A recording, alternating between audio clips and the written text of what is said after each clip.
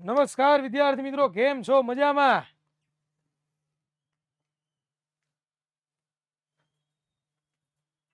નમસ્કાર વિદ્યાર્થી મિત્રો, કેમ છો? મજામાં? एक मिनट विद्यार्थी मित्रों, क्या चल रहा है? बढ़िया एकदम. ચાલો તો વિદ્યાર્થી મિત્રો, આપ સર્વ વિદ્યાર્થી મિત્રોનું વિદ્યાકુલના સરસ મજાના લાઈવ ક્લાસીસની અંદર હાર્દિક હાર્દિક સ્વાગત કરવામાં આવે છે. વિદ્યાર્થી મિત્રો, A1 બેચ 2024 એટલે કે રિવિઝન બેચની અંદર આજનો આપણો લેક્ચર જે છે એ આપણે ભણવાના છીએ. બરોબર? ચાલો વિદ્યાર્થી મિત્રો, આગળ વધીએ તો આજનો આપણો જે ક્લાસીસ છે એની અંદર ખાસ કરીને આપણે શેના વિશે અભ્યાસ કરવાના છીએ? તો કે આપણે વિદ્યાર્થી મિત્રો આજે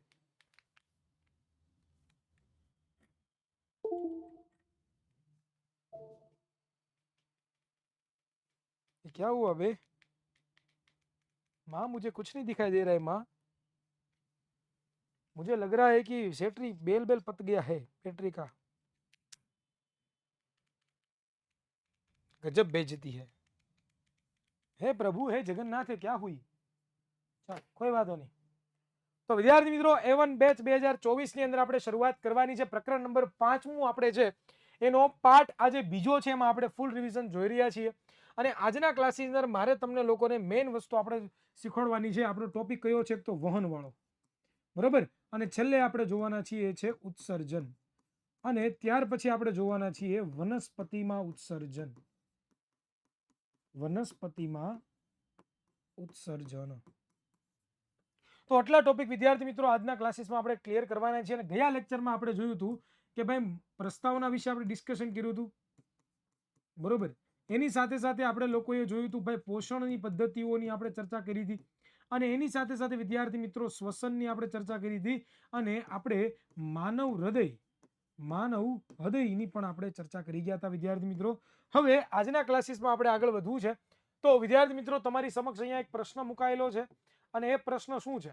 તો કે ભાઈ જે ઉચ્ચ પ્રાણીઓમાં હૃદય અને રુધિર પરિવહન જેવી પરિવહન કેવી રીતે અલગ પડે છે સમજાવો. માછલીઓથી સસ્તન સુધી હૃદયની ઉત્ક્રાંતિ સમજાવો. ભાઈ અલગ અલગ પ્રાણીઓ છે, બધાના જે હૃદયો છે આપણને બધાને કેવા છે? તો કે અલગ અલગ છે. અને અલગ અલગ હૃદયો છે વિદ્યાર્થી મિત્રો. એટલા માટે જે ઉચ્ચ કક્ષાના પ્રાણીઓ છે, બરોબર, એમના હૃદયો પણ અલગ છે. અને જે માછલીઓ ને બધા પ્રાણીઓ છે એમના હૃદયો પણ અલગ છે. એ આપણે જોયું હતું. તો વિદ્યાર્થી મિત્રો, માછલી હોય છે, બરોબર, એમાં એક જ કર્ણક અને એક જ આપણને ક્ષેપક જે છે જોવા મળે છે. અને એમની વચ્ચે આપણને શું જોવા મળે? તો કે દ્વિખંડી હૃદય આપણને જોવા મળે છે. બરોબર. એ હૃદયમાંથી જે છે રુધિર ઝાલરો દ્વારા મૂકવામાં આવતું હોય છે, અને ત્યારબાદ છે એ રુધિર ઓક્સિજન યુક્ત થતું હોય છે. અને માછલીઓમાં રુધિરના પરિવહનનું એક જ ચક્ર છે એ પૂરું થતું હોય છે. તો આ માછલીની આપણે વાત કરી ગયા. અહીંયા એક તમને એક આકૃતિ સરસ મજાની દોરી છે, આપણા હ્યુમનની છે, માણસની આકૃતિ અહીંયા દોરેલી છે. તમે જોશો તો તમને દેખાઈ રહ્યું છે કે અહીંયા છે ને એક સરસ મજાનું આપણું ફેફસાઓ છે. એ ફેફસાઓમાંથી જે અહીંયા હૃદય છે, જે શુદ્ધ રુધિર છે, બરોબર, એ શુદ્ધ રુધિર છે એ આપણા ફેફસામાંથી આવે છે. બરોબર. અને ત્યાંથી છે એ આપણા શરીરના અલગ અલગ અંગો સુધી જાય છે. અહીંયા જે અશુદ્ધ રુધિર આપણા શરીરમાંથી જે આવે છે એ આપણા ડાબા ક્ષેપક અથવા તો જમણા ક્ષેપક અથવા તો જમણા કર્ણકમાં જઈને એ ફેફસામાં શુદ્ધ થવા જાય છે. તો આ પણ એક સાદી સાદી સિમ્પલ આકૃતિ છે, જે તમને પૂછાય તો તમે દોરી શકો છો. માછલીઓની પણ આપણે ચર્ચા કરી ગયા બેટા, કે માછલીઓનું હૃદય હોય છે એની અંદર એક જ કર્ણક આપણને જોવા મળે. શું જોવા મળે? એક જ કર્ણક આપણને વિદ્યાર્થી મિત્રો જોવા મળતું હોય છે. બરોબર. અને એક જ ક્ષેપક છે આપણને જોવા મળતું હોય છે. બરોબર. હૃદયમાંથી રુધિર છે એ ઝાલરો દ્વારા શું કરવામાં આવે છે? તો કે ધકેલવામાં આવે છે. ત્યાં રુધિર ઓક્સિજન યુક્ત થઈને સીધું શરીરમાં દાખલ થાય છે. અને માછલીમાં રુધિર પરિવહનના એક ચક્ર દરમિયાન રુધિર હૃદયમાં એક જ વખત છે વિદ્યાર્થી મિત્રો પસાર થતું હોય છે. તો એક જ વાર છે એ રુધિર માછલીમાં આવે. આપણી જેમ બેવડું પરિવહન ધરાવતા નથી. આપણા હૃદયની અંદર કેવું છે? બેવડું પરિવહન છે. એટલે કે આપણું જે રુધિર છે, બરોબર, એ પેલા અશુદ્ધ આવે અને એનું રુધિર પાછું ફેફસામાં જે શુદ્ધ થવા જાય અને પાછું જે છે પાછું શુદ્ધ રુધિર આપણા ફેફસામાં હૃદયમાં આવે. તો આવી રીતે વિદ્યાર્થી મિત્રો છે તમે સમજી શકો છો. ત્યાર પછી આપણે ચર્ચા કરીએ તો જો ઉભયગુણી જે છે, ઉભયજીવી અને સીધા ઘણા સરીસૃપો, એ બધાના જે હૃદયો છે કેવા હોય છે?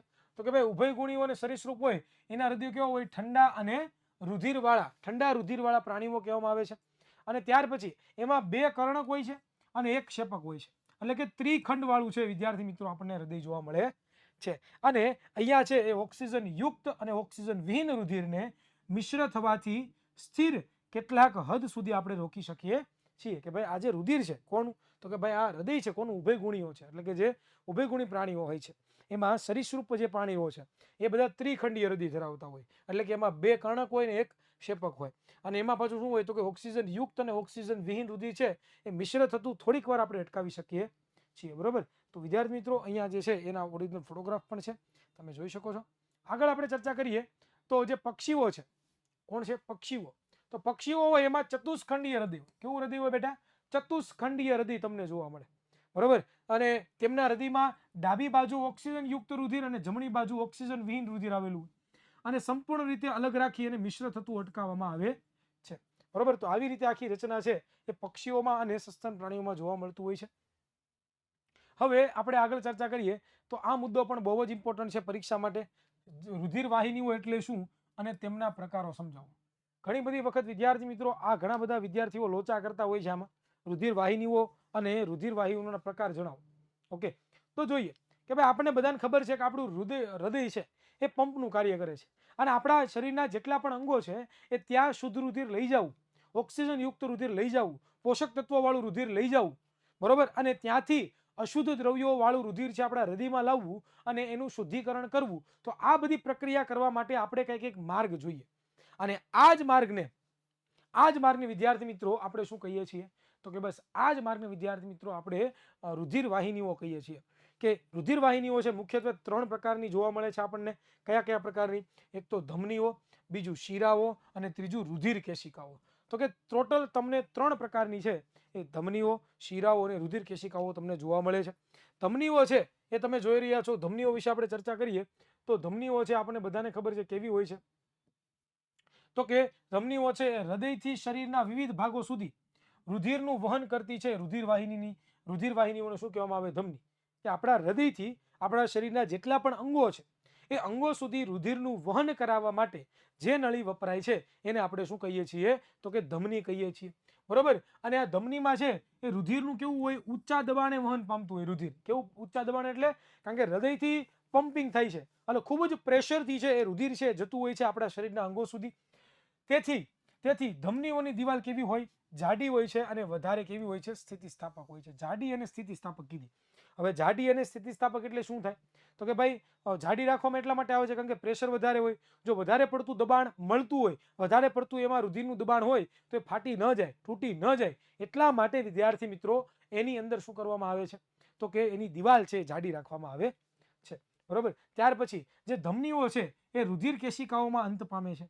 એટલે કે ધમનીઓ છે એ જેમ જેમ આપણા અંગો સુધી જાય, આપણા અંગોના જેટલા પણ કોષો છે ત્યાં સુધી જાય તો એ ધીમે ધીમે શું થતી જાય? નાની નાની રુધિર કેશિકાઓમાં વિદ્યાર્થી મિત્રો પોતે રૂપાંતર પામી જતી હોય છે. બરોબર. ક્લિયર થાય છે? ચાલો. ધમનીઓ રુધિર ઓક્સિજન યુક્ત રુધિરનું વહન કરે છે. ધમનીઓ શું કરે છે બેટા?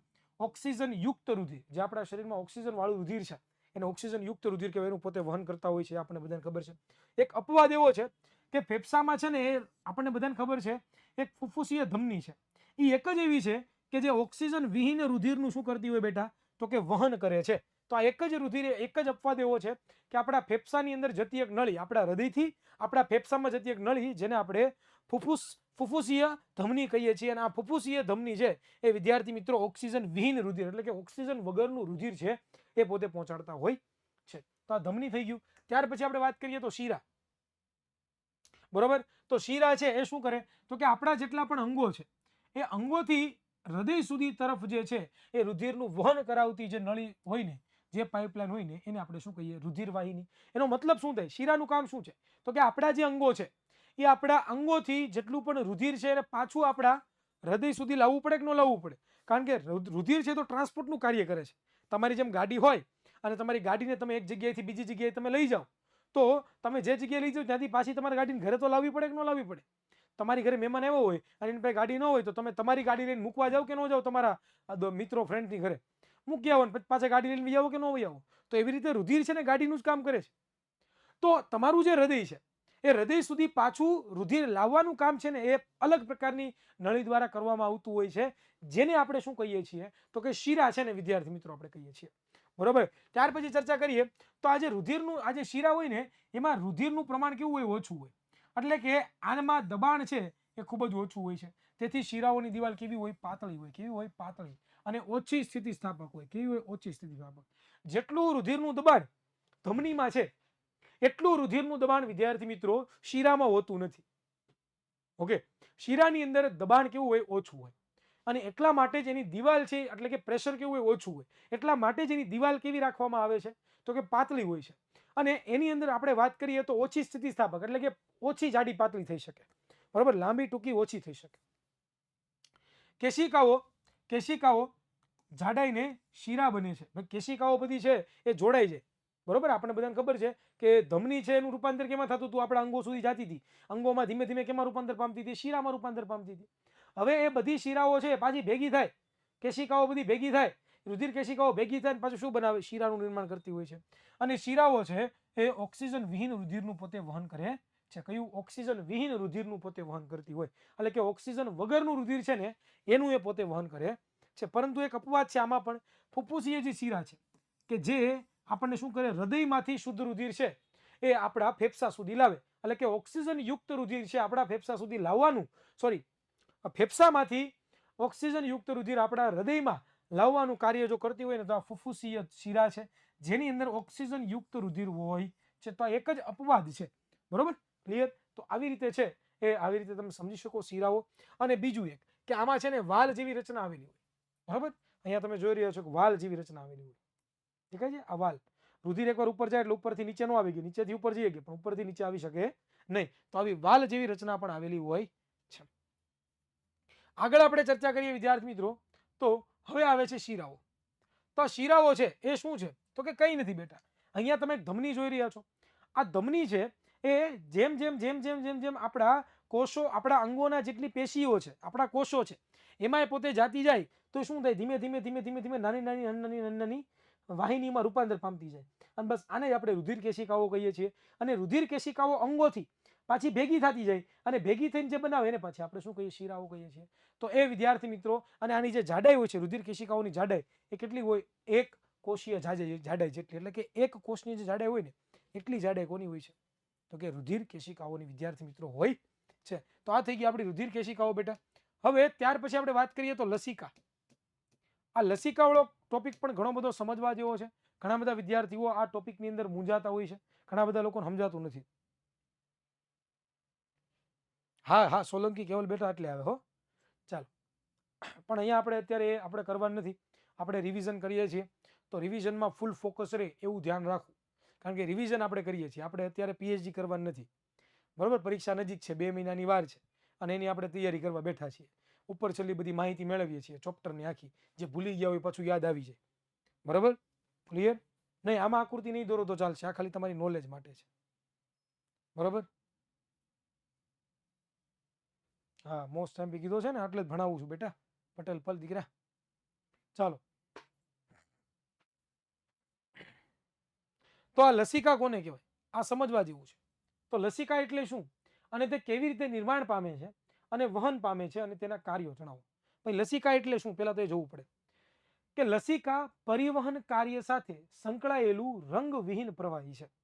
કે ભાઈ લસિકા છે શું છે બેટા તો કે પરિવહન કાર્ય સાથે સંકળાયેલું રંગવિહીન પ્રવાહી છે.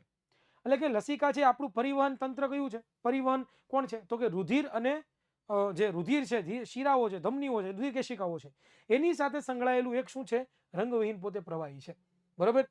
કેશિકાઓની દિવાલમાં, કઈ કેશિકાઓ તો કે આપણી જે રુધિર કેશિકાઓ છે, રુધિર કેશિકાઓની દિવાલમાં આવેલા છિદ્રો દ્વારા કેટલાક પ્રમાણમાં રુધિર, રસ, પ્રોટીન અને રુધિર કોષો પેશીઓના અવકાશમાં આવે છે, અને આ રીતે લસિકા છે એ નિર્માણ પામે છે. જો શું કીધું વિદ્યાર્થી મિત્રો કે આપણી જે રુધિર કેશિકાઓમાં નાના નાના છિદ્રો આવેલા હોય. હવે આ જે નાના નાના છિદ્રો છે એ શું કરે તો કે ભાઈ કોષોને છે એ અમુક પ્રકારનો રુધિર રસ પૂરો પાડે, પ્રોટીન પૂરું પાડે, અન્ય રુધિર કોષો પૂરા પાડે, બરોબર. અને હવે છે એ ક્યાં છોડે તો કે પેશી કોષોના અવકાશમાં, એટલે જે પણ પેશી હોય એના કોષોના અવકાશમાં. અને પછી જેટલી પણ જરૂરિયાત છે કોષોને એટલું એ લઈ લેશે. પરંતુ જેટલું પણ આ બધું વધ્યું, જે રુધિર રસ વધ્યો, પ્રોટીન વધ્યું, બધું વધ્યું, એને જ આપણે શું કહીએ? લસિકા કહીએ છીએ. બરોબર. લસિકા રુધિરના રુધિર રસ જેવું જ હોય છે, પરંતુ તેમાં પ્રોટીન ઓછી માત્રામાં હોય. કે ભાઈ લસિકા શું છે? તો કે રુધિર રસ જ છે, રુધિર રસ જેવું જ છે, પરંતુ એમાં પ્રોટીનની માત્રા ઓછી હોય. શું કામ? કારણ કે ઓલરેડી પ્રોટીન કોણે લઈ લીધું? તો કે જે આપણા શરીરના કોષો છે એને પોતે લઈ લીધું, એટલા માટે. બાહ્ય કોષીય અવકાશમાં આંતરકોષીય વાહિકાઓમાંથી લસિકા કેશિકાઓ દ્વારા લસિકાનું વહન લસિકા વાહિનીઓ થાય છે, અને અંતે મોટી શિરામાં છે એ પોતે શું થાય છે? લસિકા મિશ્ર થાય છે. જો અહીંયા તમે જોઈ રહ્યા છો, અહીંયા આપણા શરીરના કોષો છે, જો દેખાય છે, આપણા શરીરના કોષો છે, માની લો. હવે અહીંયાથી છે એ આ એક ધમની તમે જોઈ રહ્યા છો, આરોહી ધમની કાંડ, એટલે એના દ્વારા એક શિરા છે, સોરી એક ધમની છે. આ ધમની દ્વારા છે શુદ્ધ રુધિર આવ્યું, અને કોને મળ્યું? આ બધા કોષો છે એને મળ્યું.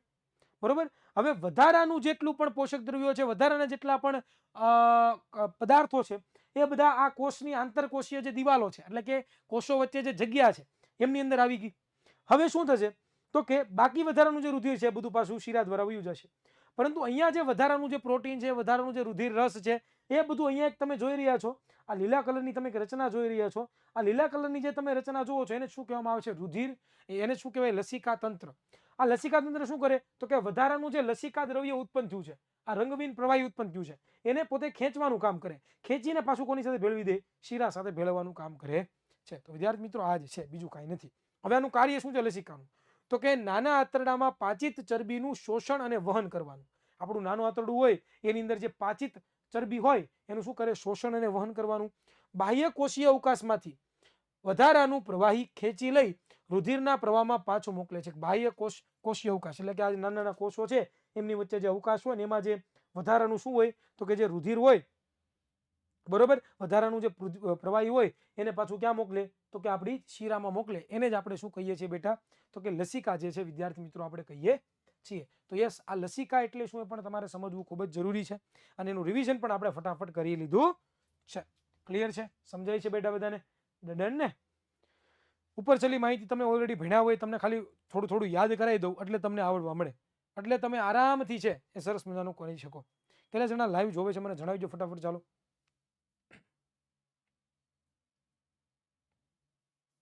ઓકે, સરસ, ચાલો, વેરી ગુડ, ગુડ. હવે આપણે આગળ ચર્ચા કરીએ વિદ્યાર્થી મિત્રો. તો ત્યાર પછી એક સરસ મજાનો ઇમ્પોર્ટન્ટ ટોપિક જે આપણને બધાને ખબર છે, ઉત્સર્જન એટલે શું? તો ઉત્સર્જન કોને કહેવાય એના વિશે આપણે ચર્ચા કરવાની જ બેટા. તો જોઈએ ઉત્સર્જન કોને કહેવાય. કોને ખબર છે ઉત્સર્જન કોને કહેવાય ભાઈ? હે, ઉત્સર્જન કોને કહેવાય?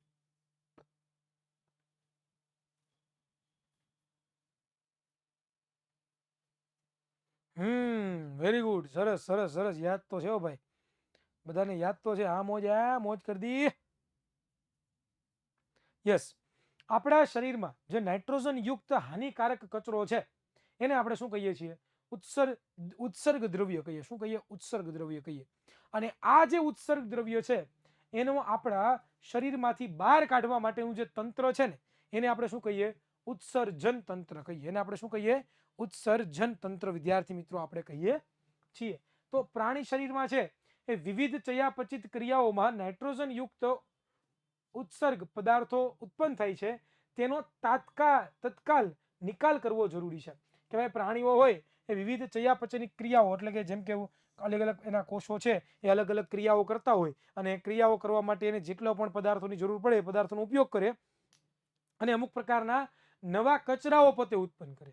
અને આ જે નવો કચરો પોતે ઉત્પન્ન કરે છે ને એને જ આપણે શું કહીએ છીએ? નાઇટ્રોજન યુક્ત ઉત્સર્ગ દ્રવ્ય. અને ઘણા બધા અલગ અલગ પ્રાણીઓ છે, અલગ અલગ રીતે છે પોતે છે શું કરતા હોય છે? તો કે પ્રવૃત્તિઓ દ્વારા પોતે શરીરમાંથી કચરો બહાર કાઢતા હોય. જેમ કે મોટા ભાગના એક કોષીય પ્રાણીઓ શું કરે? નાઇટ્રોજન યુક્ત ઉત્સર્ગ દ્રવ્યો છે એ શરીર સપાટીથી પ્રસરણ દ્વારા પાણીમાં ચાજી દે છે. જેમ કે અમીબાનું ઉદાહરણ આપ્યું છે કે અમીબા શું કરે? એક કોષીય સજીવ છે, અહીંયા કોઈ ખોરાક હોય એનું ગ્રહણ કરે, પછી અન્નધાનીની રચના કરે, અન્નધાની કરીને એમાંથી પાચન કરે, અને જે નકામો કચરો હોય એ પાછો પોતાની જે કોષીય સપાટી છે એ કોષીય સપાટીમાં પાછો બહાર મોકલી દે. ક્લિયર? તો આવું કરતા હોય છે. અને જે જટિલ બહુકોષીય પ્રાણીઓ છે એ ઉત્સર્જન કાર્ય માટે વિશિષ્ટ અંગોનો ઉપયોગ કરે છે. કે જે જટિલ બહુકોષીય પ્રાણીઓ હોય કે જેની અંદર શું હોય બેટા? તો કે ખૂબ જ જટિલ રચના હોય, બરોબર. જેમ કે આપણું શરીર, એમાં અલગ અલગ તંત્રો છે, અલગ અલગ ઉત્સર્જન તંત્રો છે, ઘણા બધા લાખો કરોડો કોષો છે, હવે આ બધા લાખો કરોડો કોષો હોય અને બધાયને એકી સાથે ઉત્સર્ગ દ્રવ્ય ઉત્પન્ન કરે તો એના માટે ભગવાને આપણને શું આપ્યું છે? એક અલગ જ પ્રકારનું ઉત્સર્જન તંત્ર, જેને આપણે ઉત્સર્જન કહીએ છીએ. તો વિદ્યાર્થી મિત્રો, ચાલો હવે આપણે જોઈએ કે ઉત્સર્જન તંત્ર. અહીંયા આ પ્રશ્ન પણ તમને મોસ્ટ આઈએમપી પ્રશ્ન છે.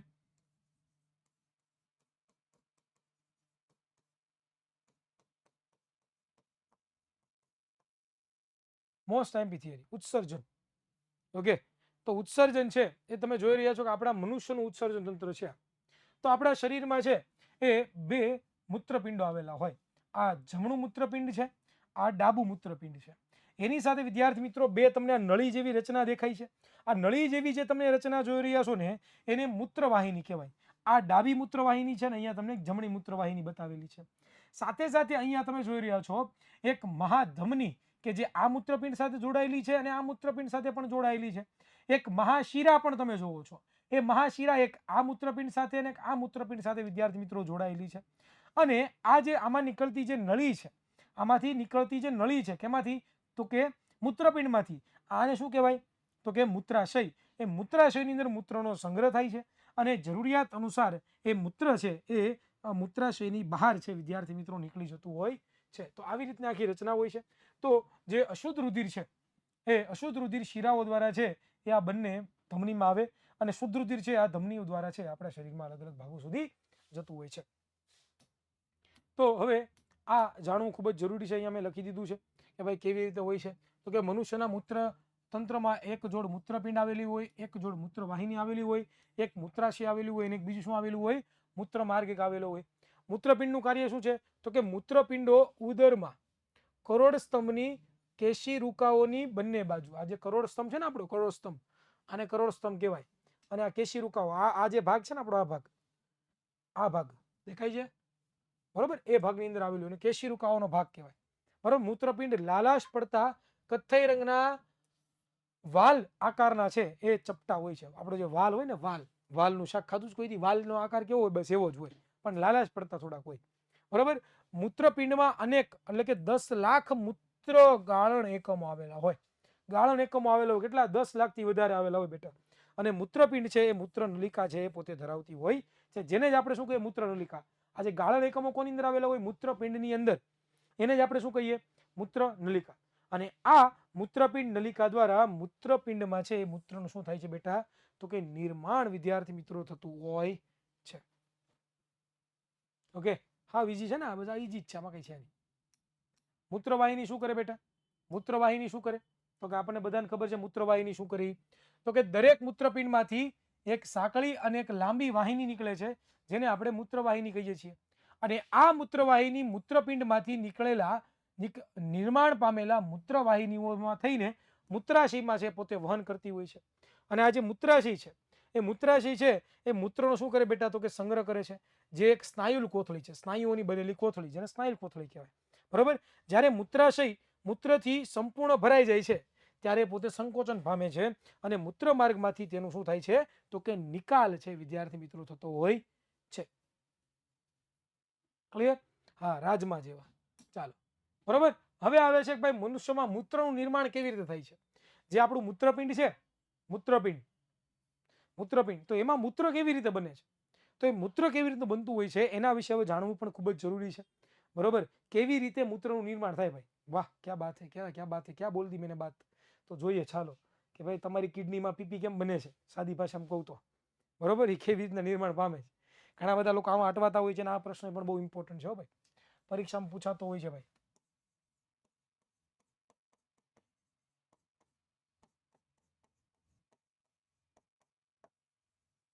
આ પ્રશ્ન પણ પરીક્ષાઓની અંદર ઘણી બધી વખત પૂછાતો હોય છે બરોબર.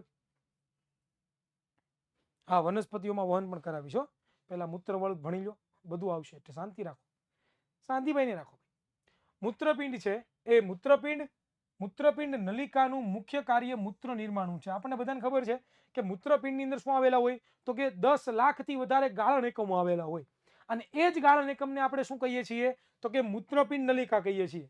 આ મૂત્રપિંડ નલિકા શું કરે? તો કે મૂત્રનું વિદ્યાર્થી મિત્રો નિર્માણ કરતું હોય છે બરોબર. મૂત્ર નિર્માણનો મુખ્ય હેતુ શું છે? તો કે રુધિરમાંથી નકામા પદાર્થોને અલગ કરીને બહાર નિકાલ કરવાનો છે. હવે આ મૂત્ર નિર્માણનો હેતુ શું હોય? તો કે જે રુધિર છે એમાં જે નકામા પદાર્થો છે એને અલગ કરીને બહાર કાઢવાની ક્રિયાનું કાર્ય કરે છે, બરોબર. શરીરમાં ઉદ્ભવતા નાઇટ્રોજન યુક્ત નકામા પદાર્થો જેવા કે યુરિયા કે યુરિક એસિડને મૂત્રપિંડમાંથી અલગ કરવામાં આવે છે. જો તમે શું લીધું? તો કે ભાઈ શરીરમાં જે ઉદ્ભવતો નાઇટ્રોજન યુક્ત નકામો પદાર્થ છે જેને આપણે યુરિયા કે યુરિક એસિડ ને મૂત્રપિંડમાંથી શું કરવામાં આવે? તો કે અલગ કરવામાં આવે. જે કોની અંદર હોય? રુધિરની અંદર હોય. મૂત્રપિંડ નલિકામાં છે એક બાઉમેનની કોથળી આવેલી હોય. શું આવેલું હોય? એક બાઉમેનની કોથળી. આ બાઉમેનની કોથળી શું કરે? તો કે રુધિર કેશિકાઓ ગુચ્છમાં દબાણપૂર્વક રુધિર ગળાય છે અને બાઉમેનની કોથળીમાં આ ક્રિયાને એકત્રિત કરે છે, બરાબર. પ્રારંભિક ગાળામાં ગ્લુકોઝ, એમોનિયા એસિડ, ક્ષાર અને બધું પાણીમાં માત્રામાં પાણી હોય છે. જેમ જેમ આ પદાર્થો મૂત્રપિંડ નલિકામાં વહન પામે છે તેમ તેમ કેટલાક ઉપયોગી પસંદગીશીલ પદાર્થોનું પુનઃશોષણ થાય છે, બરોબર. અહીંયા જુઓ, તમે નજર કરશો તમને સમજાશે. જો આ મૂત્રપિંડ નલિકા છે, બરોબર, અહીંયા તમે નજર કરો તો અહીંયા જે મૂત્રપિંડ ધમની શાખા છે અહીંયાથી અશુદ્ધ રુધિર આવે અને અશુદ્ધ રુધિર છે એ આ બાઉમેનની કોથળી છે એની અંદર જે છે એ અહીંયાથી મૂત્ર અલગ પડતું જાય અને મૂત્ર છે એ આ જે નળી તમે જોઈ રહ્યા છો મૂત્રપિંડ નલિકાનો ગુચલામય ભાગ, એના દ્વારા મૂત્ર છે ફટાફટ ક્યાં જાય? તો કે સંગ્રહણ નલિકામાં જાય, બરોબર. અને આ બાઉમેનની કોથળીમાંથી પછી જે શુદ્ધ રુધિર છે એ બધું ક્યાં જાય? તો કે વહન પામીને પાછું જે છે એ આમાં થોડું ઘણું શોષણ પામીને અહીંયા જે તમે જોઈ રહ્યા છો શીરા, એ શીરા દ્વારા પોતે આગળ વધે છે, બરોબર. યસ, આકૃતિ દોરવાની છે. જો અહીંયા મેં આકૃતિ દોરી, પરીક્ષામાં કાયમ લાગે એવી આકૃતિ છે. આવી આકૃતિ તમે દોરી શકો અથવા તો તમે આવી આકૃતિ પણ પરીક્ષામાં દોરી શકો તો પૂરેપૂરા તમને માર્ક્સ પ્રાપ્ત થાય. હવે આ કોન્સેપ્ટ વનસ્પતિઓમાં વહન આ પણ ઘણા બધાને સમજાતો નથી હોતો પરીક્ષાઓની અંદર અને ઘણા બધા લોકો છે એ હેરાન થતા હોય છે. તો આ કોન્સેપ્ટ છે આખો આકૃતિ દ્વારા હું તમને સમજાવેલો છે, બરોબર. ચાલો જોઈએ કેવી રીતે. તો કે આપણને બધાને ખબર છે કે આપણી જે વનસ્પતિ છે એમાં અન્નવાહક પેશી અને જલવાહક પેશી આવેલી છે, બરોબર. તો અન્નવાહક જે પેશી છે વિદ્યાર્થી મિત્રો, બરોબર, એ શું કરે? તો કે અહીંયા પાંદડામાં જે ગ્લુકોઝ બીનો છે એ ગ્લુકોઝનું એ પોતે વહન છે વનસ્પતિના અલગ અલગ ભાગો સુધી કરતું હોય છે. અને આ જલવાહક પેશી શું કરે? તો કે મૂળ દ્વારા પાણીનું શોષણ કરે અને એ પાણી છે વનસ્પતિના અલગ અલગ ભાગો સુધી પહોંચતું હોય. આ બે કાર્યો અન્નવાહક પેશી અને જલવાહક પેશીના છે. હવે થાય શું બેટા? તો કે અહીંયા જ્યારે આ મૂળ છે એ પોતે શું કરે? તો કે પાણીમાં છે ને એ પાણી અને ખનિજ ક્ષાર આવેલા હોય. હવે આ બંનેનું શોષણ છે એ કોના દ્વારા કરે? તો કે મૂળ છે ને એ પોતે કોના દ્વારા કરે? તો કે આશ્રુતિની ઘટના દ્વારા કરે. કોના દ્વારા કરે? આશ્રુતિની ઘટના. વધુ સાંદ્રતા અને ઓછી સાંદ્રતા. અહીંયા પહેલા છે એ શું કરે? પાણીનું શોષણ કરી લે. એટલે અહીંયા શું થઈ ગયું? તો કે અહીંયા શું થઈ ગયું બેટા? તો કે અહીંયા છે એ ખનિજ ક્ષારોનું પ્રમાણ ઓછું થઈ ગયું. એટલે હવે શું થાય? ખનિજ ક્ષારોનું શોષણ થાય અને પાણી છે પાછું વધતું જાય. તો આવી આખી પ્રક્રિયા વિદ્યાર્થી મિત્રો થતી હોય છે અને એ મૂળ દાબ અને ખેંચાણ બળ દ્વારા છે એ વનસ્પતિના અલગ અલગ અંગો સુધી પાણી છે નીચેથી ઉપર છે વિદ્યાર્થી મિત્રો જતું હોય છે. તો બસ આ જ છે. આગળ આપણે એની થિયરી જે છે તમે જોશો તો તમને બધાને ખબર પડી જશે. જો તમે જોઈ રહ્યા છો કે મૂળ દ્વાર દ્વારા છે પાણી છે ઉપરથી નીચે તરફ જતું હોય છે, વ્યવસ્થિત રીતે આગળ જતું હોય છે. વનસ્પતિઓ વાતાવરણમાંથી કાર્બન ડાયોક્સાઇડ, ભૂમિમાંથી પાણી, ખનિજ દ્રવ્યો મેળવે છે અને પર્ણોના કોષોમાં ક્લોરોફિલની મદદથી સૌર્ય ઉર્જાનો રાસાયણિક ઉર્જામાં શું કરે? પોતે રૂપાંતર કરે છે. આપણને બધાને ખબર છે. પ્રકાશ સંશ્લેષણની આ ક્રિયામાં કાર્બોદિત પદાર્થનું ગ્લુકોઝનું સંશ્લેષણ થાય છે અને શોષણ થયેલા પાણી, ખનિજ દ્રવ્યોનું અને સંશ્લેષિત ખોરાકનું વનસ્પતિ શરીરના બધા ભાગો સુધી વહન થતું હોય છે. આ જે વનસ્પતિ છે પોતે પ્રકાશ સંશ્લેષણ કરે અને એમાંથી પોતે ખોરાકનું નિર્માણ કરે. તો આ જે ખોરાક બન્યો, આ જે ખોરાકનું નિર્માણ થયું, આ ખોરાક પોતે શું કરે? તો કે વનસ્પતિના અલગ અલગ ભાગો સુધી લઈ જવા પડે કે ન લઈ જવો પડે? હા, વનસ્પતિના અલગ અલગ ભાગો સુધી લઈ જવો પડે. તો અલગ અલગ ભાગો સુધી લઈ જવો પડે તો એના માટે શું કરે? પ્રસરણ કરે. પ્રસરણની પ્રક્રિયા કરે. કઈ? કે જો મૂળ અને પર્ણો વચ્ચેનું અંતર ખૂબ જ ઓછું હોય. કયા? તો કે મૂળ અને પર્ણો એની વચ્ચેનું અંતર. કારણ કે પ્રકાશ સંશ્લેષણ માટે પાણીની જરૂર પડવાની છે, ખનિજ ક્ષારોની જરૂર પડવાની છે. તો જમીન છે તમે જોઈ રહ્યા છો કે અહીંયા મૂળ છે અને અહીંયા પર્ણો છે. જો એમની વચ્ચે અંતર કેવું હોય? ઓછું હોય તો શું થાય? તો ઉર્જા અને પાણી સહિત કાચી સામગ્રીઓ વનસ્પતિ શરીરમાં દરેક ભાગોમાં ફક્ત પ્રસરણની ક્રિયા દ્વારા સરળતાથી શું થાય છે? તો કે વહન પામે છે. એ પોતે સરળતાથી વહન પામી શકે, બરોબર. હા, આ જ રીતે તમે ક્રિષ્ના બેટા બોર્ડમાં લખો, પૂરેપૂરા માર્ક્સ પ્રાપ્ત થાય. કોઈ તમને એક માર્ક પણ તમારો કાપી શકે નહીં. તમારો કોઈ વાળે વાકો કરી શકે નહીં, બરોબર. ક્લિયર છે? તો જો સાદું પ્રસરણ એટલે ફેલાવું, બરોબર, આપણને બધાને ખબર છે પ્રસરણ શું છે. તો જો મૂળ અને પર્ણો સુધીનું અંતર બહુ ઓછું હોય તો જેટલી પણ કાચી ધાતુઓ છે, ઉર્જા છે, બધાનું પ્રસરણ છે વનસ્પતિના અલગ અલગ ભાગો સુધી કોના દ્વારા થાય, તો કે પ્રસરણ દ્વારા થાય છે. વિદ્યાર્થી મિત્રો, આગળ પછી ચર્ચા કરીએ તો આગળ આપણે જોઈએ તો હવે આપણે બધાને ખબર છે કે ભાઈ ઉચ્ચ વનસ્પતિઓમાં બે સ્વતંત્ર વાહક પેશીઓ આવેલી હોય, કે ભાઈ જે ઉચ્ચ વનસ્પતિઓ જેની હાઇટ બહુ ઓછી હોય, જેના મૂળ અને પર્ણો વચ્ચેના અંતર ખૂબ જ વધારે હોય, તો એ જગ્યાએ શું હોય તો કે એની અંદર ભગવાને બે વાહક પેશી અને અનવાહક પેશી આપેલી છે.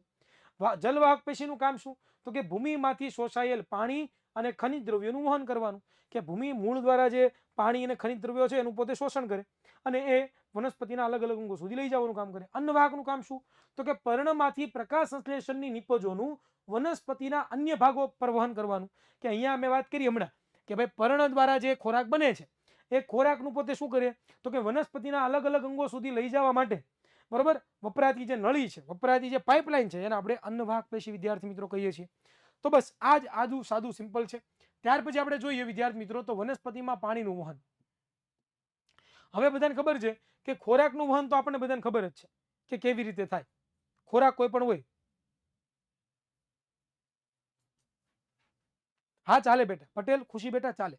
તમે તમારી સ્વ મૂલ્યાંકન સાથે પણ લખો તો પણ તમારો એક પણ માર્ક્સ પ્રાપ્ત ન થાય, 100% ચાલે, 100% ચાલે, બરોબર. Don't worry about it. એમાં આપણે કઈ તમને ટેન્શન બેન્શન લેने का नहीं रे मेरा भाई, सबसे इजी होगा मेरा भाई. Okay clear. તો પર્ણો તો છે એ જે ખોરાક ઉત્પન્ન કરે છે એ ખોરાક છે એ આપણને બધાને ખબર છે કે ભાઈ પર્ણોમાંથી ખોરાક ગુરુત્વાકર્ષણ બળને કારણે વનસ્પતિના અલગ અલગ ભાગો સુધી જઈ શકે, પરંતુ પાણી છે એને જમીનની અંદરથી ઉપર લઈ જવું એ ઘણું મુશ્કેલ છે, બરોબર. અને એના માટે જ જે છે એ શું કરવામાં આવે છે, પાણીના સહવહનનો માર્ગ બને છે. સહવહનનો માર્ગ એટલે શું, તો કે મૂળ, પ્રકાંડ અને પર્ણોમાંથી જલવાહિનીઓ અને જલવાહિનીકીઓ પરસ્પર જોડાઈને પાણીના સહવહનનો સળંગ માર્ગ રચે છે, કે ભાઈ પાણીનું વહન છે એના માટે મૂળ, પ્રકાંડ અને પર્ણો ને જે હે શું પૂરું પાડવાનો, તો કે પાણી પૂરું પાડવા માટે જલવાહિનીઓ અને જલવાહિનીકીઓ, બરોબર. આ જલવાહિનીઓ છે એ માર્ગ પૂરો પાડે. હવે મૂળ દ્વારા પાણીનું શોષણ થાય. જો કે ભાઈ મૂળના કોષો છે એ ભૂમિમાંથી શું કરે, તો કે સક્રિય સ્વરૂપે આયનોનું શોષણ કરે અને તેના પરિણામે મૂળ અને ભૂમિની વચ્ચે આયન સંશ્લેષણની તફાવત સર્જાય છે અને આથી તફાવતને દૂર કરવા ભૂમિમાંથી પાણી છે એ મૂળમાં શોષાય છે. તો પહેલા શું કરે વનસ્પતિ, તો કે વનસ્પતિ પહેલા છે એ શું કરે, તો કે આયનોનું શોષણ કરે. જો અહીંયા તમને બતાવ્યું છે, વનસ્પતિ પહેલા શું કરે, તો કે આયનો હોય ને, અહીંયા આયનો એટલે કે ખનિજ તત્વો,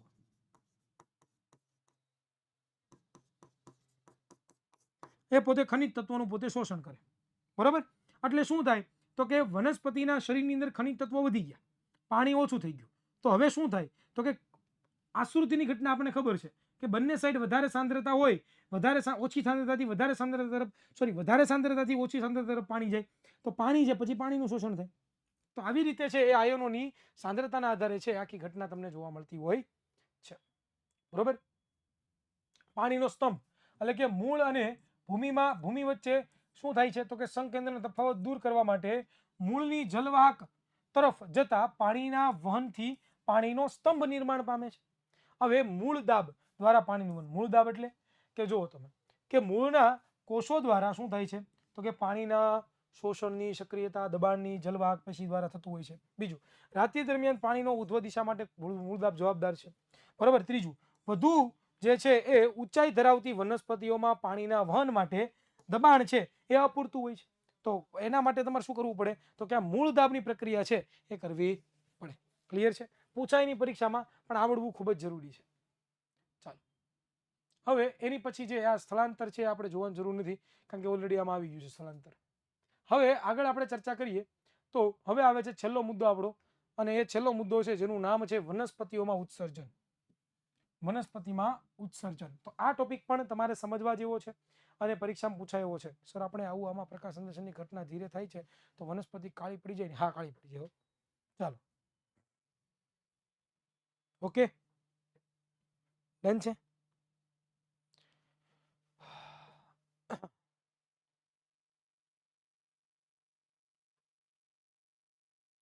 તો ખાસમ ખાસ કરીને આ ઇમ્પોર્ટન્ટ ચેપ્ટર છે અને 14 ગુણમાં પૂછાવાનું છે. 14 ગુણની અંદર આ પૂછાવાનું છે. તમને બધાને ખબર ન હોય તો કહી દઉં, થોડુંક તમને શરૂઆતમાં લખી દઉં, તમને ખબર ન હોય તો. આ ચેપ્ટર બહુ જ ઇમ્પોર્ટન્ટ છે બેટા. એક જ મિનિટ. અને કેટલું શું શું પૂછાવાનું છે આમાંથી એ પણ જાણવું બહુ જરૂરી છે. તો જોઈ લો, હું તમને લખી દઉં છું. જો આ જે ચેપ્ટર છે, હજી આપણે એક થિયરી બાકી છે, બરાબર. તો આની અંદરથી તમને લોકોને એક વિકલ્પ પૂછાશે, બરોબર. એક ખાલી જગ્યા પૂછાશે,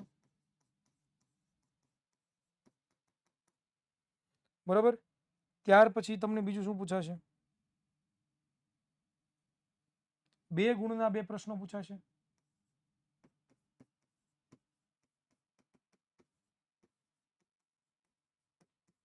તેની સાથે સાથે તમને 3 ગુણ, સોરી 4 ગુણના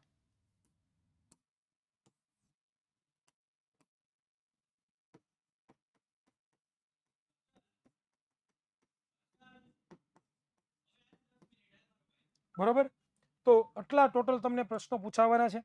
હવે અહીંયા તમે હિસાબ માંડો તો આનો 1 ગુણ, આનો 1 ગુણ, આના 2 પ્રશ્નો 2 ગુણના એટલે કે 4 ગુણ, આના કેટલા 8 ગુણ. ટોટલ કેટલા ગુણ થયા જુઓ તો 14 થયા કે નો થયા?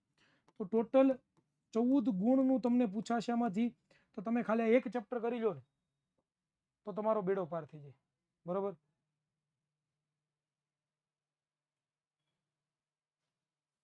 આવશે હો બેટા, ચેપ્ટર વાઇઝ હું બધું કહેતો જઈશ હો. ચેપ્ટર વાઇઝ બધું હું કહેતો જઈશ, ડોન્ટ વરી અબાઉટ ઇટ. તો આટલું તમે કરો ને તો 14 ગુણ તમને પ્રાપ્ત થાય. એક વિકલ્પ આવશે, એક વિકલ્પ આમાંથી આવશે, એક ખાલી જગ્યા આવશે, 2 ગુણના પ્રશ્નો 2 આવશે અને 4 ગુણના 2 પ્રશ્નો આવશે. અને આ વખતે તો જનરલ વિકલ્પ છે, બરોબર. જનરલ વિકલ્પ હોય તો તમે આખે આખું ચેપ્ટર લખી નાખો ને, કોણ ના પડે? 14 માર્કમાં લખી નાખો, બાકી બધું મૂકો, ગોળી મારો, બરોબર. તો આવું કરી શકાય. ચાલો હવે પાછા આપણે ધંધામાં ધ્યાન આવીએ.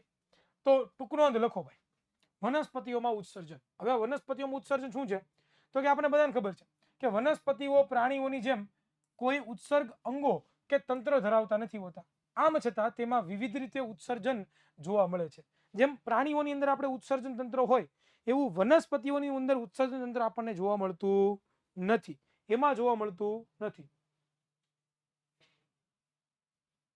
ક્લિયર?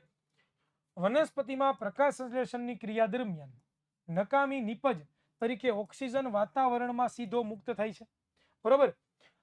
વનસ્પતિઓમાં બાષ્પોત્સર્જનની ક્રિયામાં વધારાના પાણીને વાયુ રંધ્રો દ્વારા મુક્ત કરવામાં આવે છે.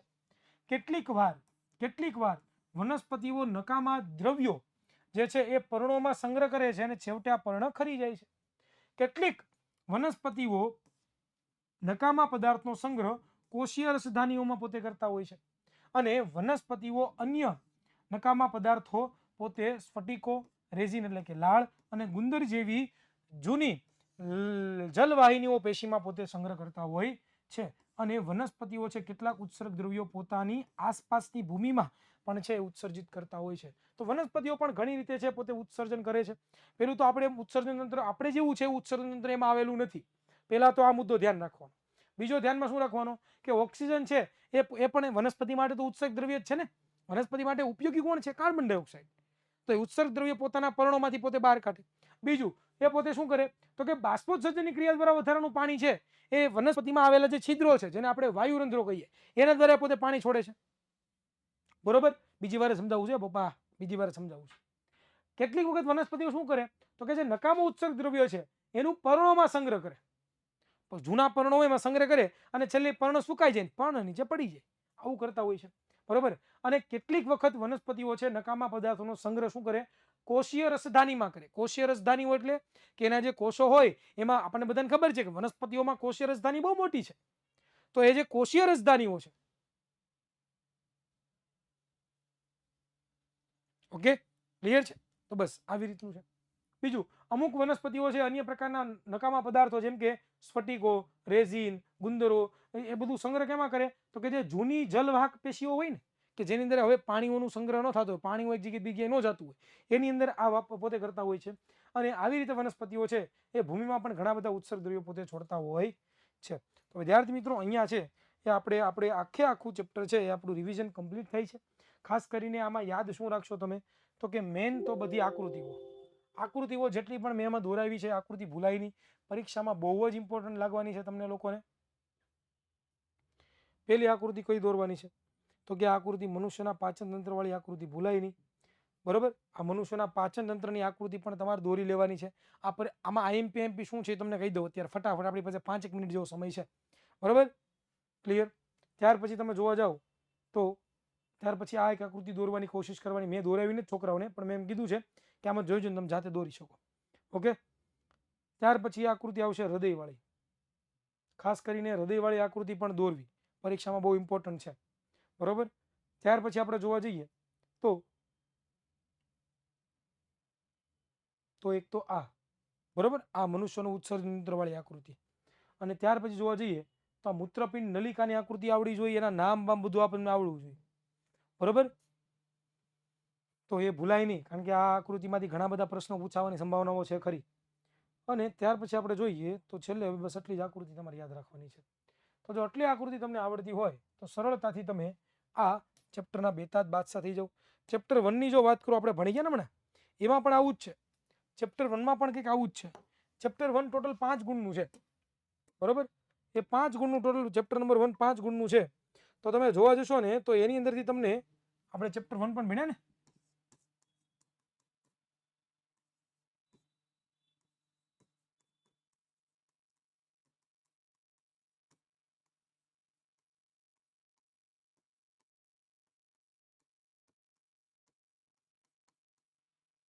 એનો ગુણભાર છે ને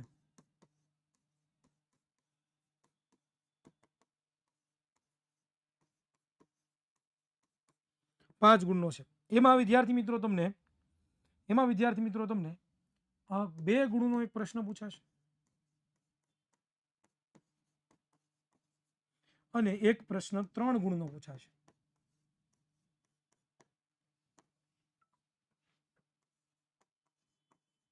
બરોબર, તો વિદ્યાર્થી મિત્રો આવી રીતે તમે જોવા જશો અને જો હિસાબ કરશો તો અહીંયા તમને 2 ગુણ પ્રાપ્ત થશે, અહીંયા તમને 3 ગુણ પ્રાપ્ત થશે અને ટોટલ 5 ગુણ છે એ તમને લોકોને મળવાના છે. તો આનું પણ ધ્યાન રાખો, આ સેક્શન બી છે આપણો અને આપણો સેક્શન સી. એની અંદર આવી રીતે પૂછાવાનું છે. આ ચેપ્ટર આપણે હમણાં રિવિઝન કરી, એનું અહીંથી હું લખાવતા તમને ભૂલી ગયો હતો, પરંતુ હું લખાવી દઉં તો વધારે સારું રહેશે. તો આવા જેટલા પણ ચેપ્ટરો હોય એમાં તમારે શું કરવાનું, તો કે એમસીક્યુ કરવાનો બે, સમય ન બગાડે. આમાં તમારે ખાલી ઓનલી ફોર શું કરવાનું, તો કે 2 ગુણના અને 3 ગુણના જ ભાગા કરવાના. બરોબર, ક્લિયર, ભૂલાય નહીં. અને આમાં તમારે વિકલ્પ કરવાના, ખાલી જગ્યા બે કરવાની, બીજું કઈ કરવાની. વિકલ્પ અને ખાલી જગ્યા બંનેમાં તમને ઓપ્શન આપશે. બરોબર, બંનેમાં તમને ઓપ્શન તો આપેલા જ છે, તો એનું પણ ખાસ ધ્યાન રાખવાનું. બરોબર, અને 2 ગુણના પ્રશ્નો 2 લખી શકો અને 4 ગુણના પ્રશ્નો લખી શકો. જો તમે પ્રોપર રિવિઝન કરશો તો પૂરેપૂરા માર્ક્સ આવતા તમને કોઈ નહીં રોકી શકે. કોઈની તેવડ નથી કે તમને પૂરેપૂરા માર્ક્સ મેળવવા માટે રોકી શકે. બરોબર, ક્લિયર છે, તો ખાસ ધ્યાન રાખજો. બરોબર, પરીક્ષા માટે તૈયારી છે, ઓલ ધ બેસ્ટ રાખજો. ચાલો, અહીંયા સુધી કોઈને કઈ પ્રશ્ન હોય તો તમે પૂછી શકો છો. હા ચાલે, ગોંડલિયા બેટા ચાલે.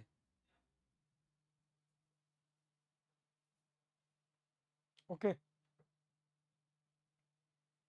ગુડ.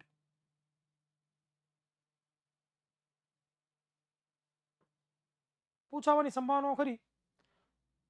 સર હાર્ડની આકૃતિ 2D ચાલે? હા ચાલે હો બેટા, ચાલે. સર સેકન્ડ એક્ઝામ આવતા પહેલા રિવિઝન થઈ જશે પૂરું? નહીં, હા 29 તારીખે છે ને તમારું. હા, ત્યાં સુધી લોકો બધું રિવિઝન કરી નાખશું આપણે.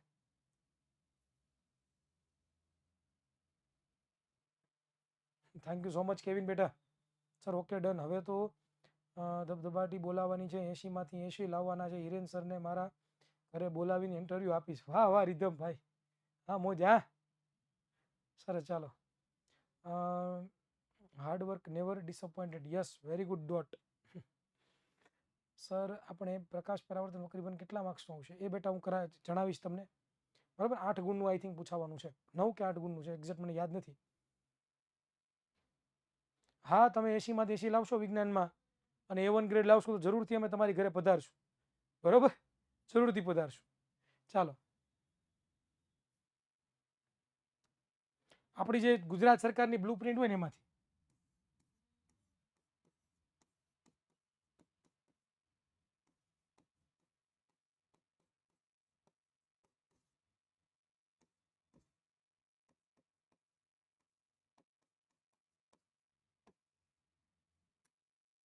બરોબર. તો અહીંયા સુધી વિદ્યાર્થી મિત્રો આપણે રાખીએ. મળીશું કોઈ નવા ક્લાસીસની અંદર. ત્યાં સુધી સર્વને જય હિન્દ, જય ભારત, ભારત માતા કી જય. Thank you so much.